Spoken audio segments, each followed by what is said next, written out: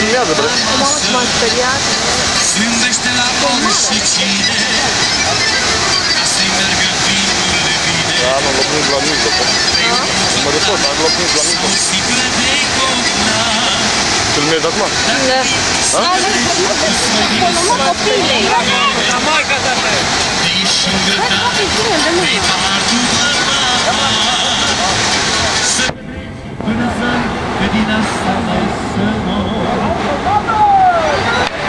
Unde-l fete, doamne? Ei! Wow, Gabi! Da, e mic! Da, la, som.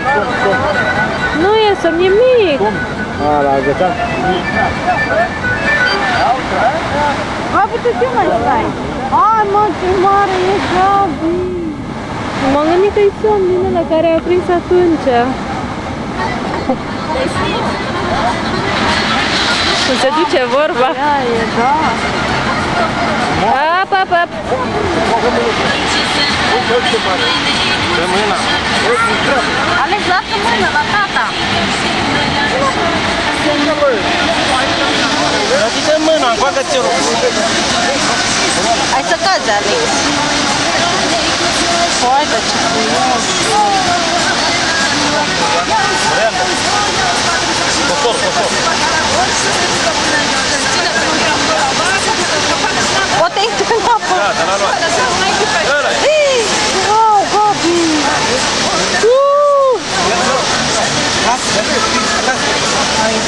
Mai! Bravo! O să mă duc că te-au și te aruncă în apă. Hai aici. Alex, dar stai aici, mă, măcar să cazi! Hai! Tot mai mult, are mai mult. Fac trapă.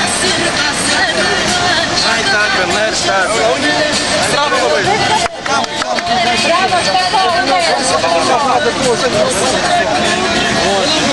Scuzați, eu filmez!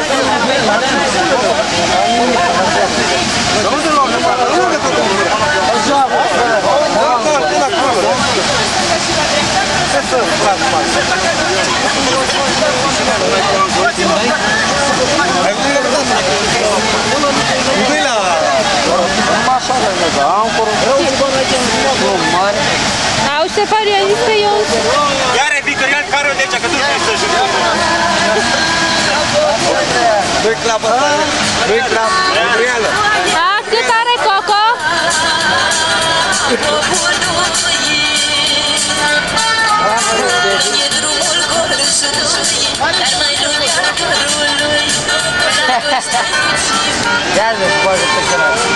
Bravo, măi, Ștefane! Ai prins un pește mare! Dacă nu prinzi unul mai mare ca tău. Îi speră și